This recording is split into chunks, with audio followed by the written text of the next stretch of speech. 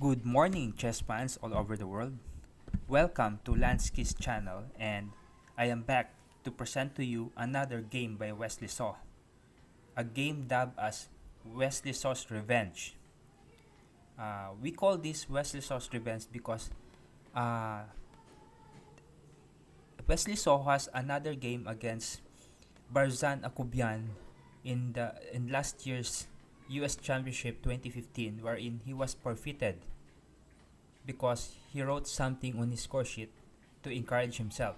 Nothing really related to the game, and we have a couple of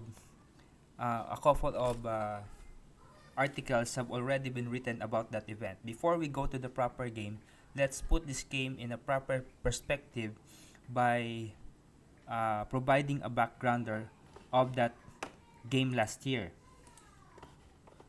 So we have here an article by Gary Kasparov on the Wesley Saw incident that last year.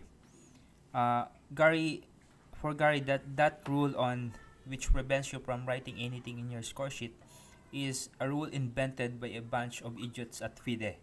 So that's his opinion, not my opinion. So here is also another article which says the title is Wesley Saw Akobian, my friend, he was once, according to this article. So this is an interview uh, by Marus Ashley after the incident, and it shows here that Wesley Saw does not consider Akobian his friend anymore, and because according to him, Akobian insisted on him forfeiting the game instead of just continuing with the game. He want an outright forfeiture of the game. For him, Akobian just wanted a gift point. So, however, after that event, this is the penultimate round of the 2015 U.S. Championship. Wesley Saw uh, returned to the next game as if nothing happened prior to the game. That he put this game aside. Sorry for that. And defeated Gata Kamsky in a very nice game after this very sad round for him. And we have also another article at Business World Online which is says Wesley's Revenge. So this is about the game here at the 2016 US Chess Championship, the male edition. So it is an article about how convincing Wesley Saw's win is against Varuzhan Akobian. But now let's go to the game proper, which I will demonstrate. Wesley Saw is white here. He moved with 1e4, and Akobian responded with the French defense. So here it is, e6, then d4, d5. Wesley Saw here did not go for the advanced variation but proceeded with knight c3 on his third move. Akobian took on e4, and the variation here is not so aggressive for black. It's a very tame variation, so white really does not have any problem here. And Wesley showed how will show us how a fine attacking grandmaster he is. So knight f3 for Wesley, then knight gf6. Wesley Saw immediately exchange the knight on e4 and c3. This is a very good move for Wesley, solidifying his control of the d4 file and the center. c5 by Akobian, intending to disrupt the pawn structure of white. Wesley proceeded with standard response, bishop e3 takes, and what Wesley did here is to not to take with the knight but to take with the bishop to solidify his control of the e5 square, which is now controlled by the bishop going to d4 and the knight on f3, as you can see here. And then Akobian proceeded with this development so that he can castle. Bishop d3 by Wesley,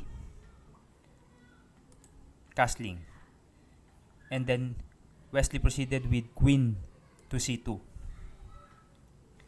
h6 by Akobian, castling queenside, intending to launch a kingside attack by castling here.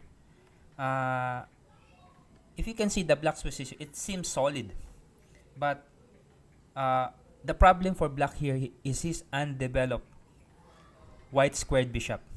So it would show in the game that this would allow white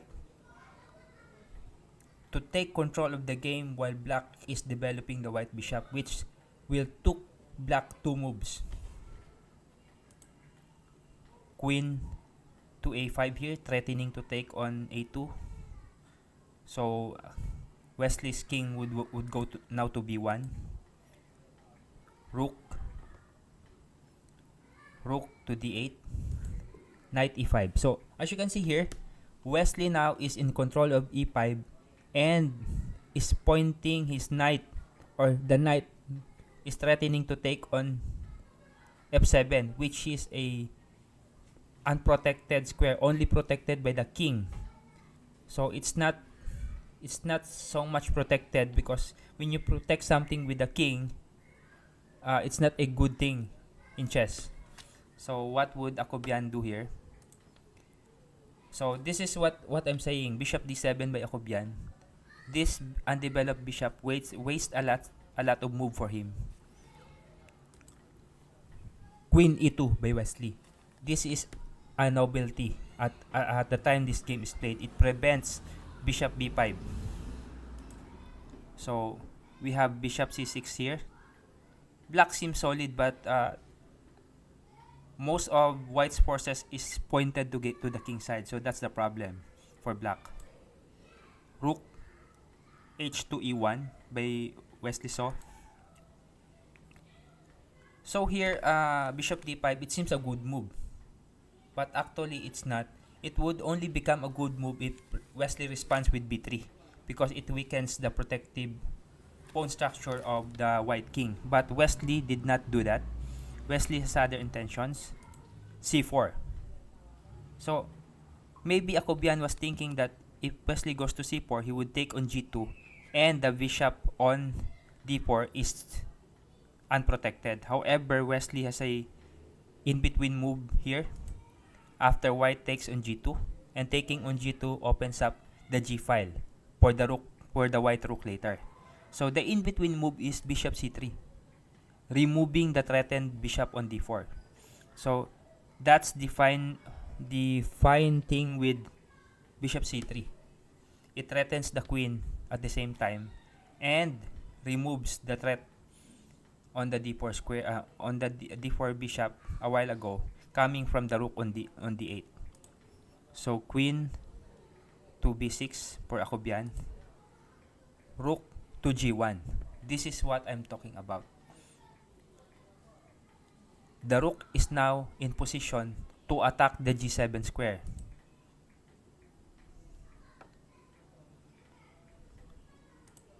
Look at this very fine move by Wesley.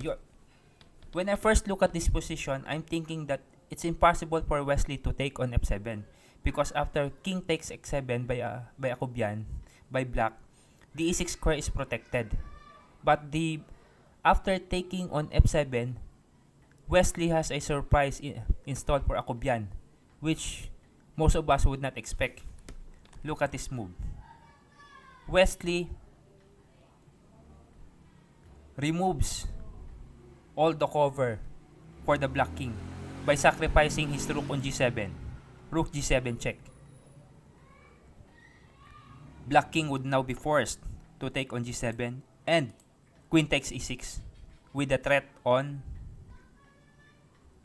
the bishop on e7. What should Akobian do here? If the king goes to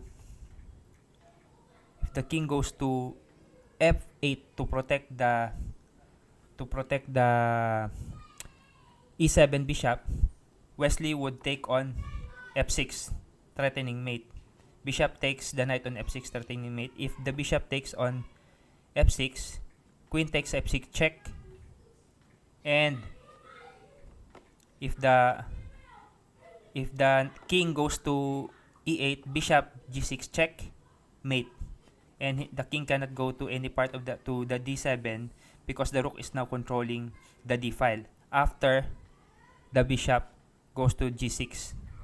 If the king goes to g8, rook g1, then king h7, queen g7 mate. So precisely here the king cannot go down to f8. What Akobian did here is the queen takes on c2 in order to prevent rook g1 check. So what did Wesley do? Queen takes e7 check.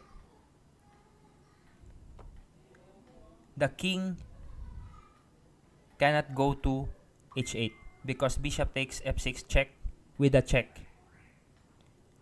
Wesley takes with a check and threatening mate on g7 on the next move. If black would sacrifice his queen to save the king, then white, the queen takes on f6 with a check, and it's all over for Akobian nevertheless because he would be mated a few moves later. So what Akobian did here is to move his king to g8, and this is what he missed. Bishop h7 check. If the knight takes on if the knight takes on h7, then queen g7 mate. If the king goes to h8, bishop takes f6 check. The queen would be now forced to take on f6 to prevent the mate, and it's queenless for Akobian. So Wesley Saw wins in any variation of this game. So it's a very dominating game here for Wesley Saw. This is really a sweet revenge for him against Akobian, who wanted a 3-point from him last year's US Championship, year 2015. So this is my video for now, folks. Thanks for watching.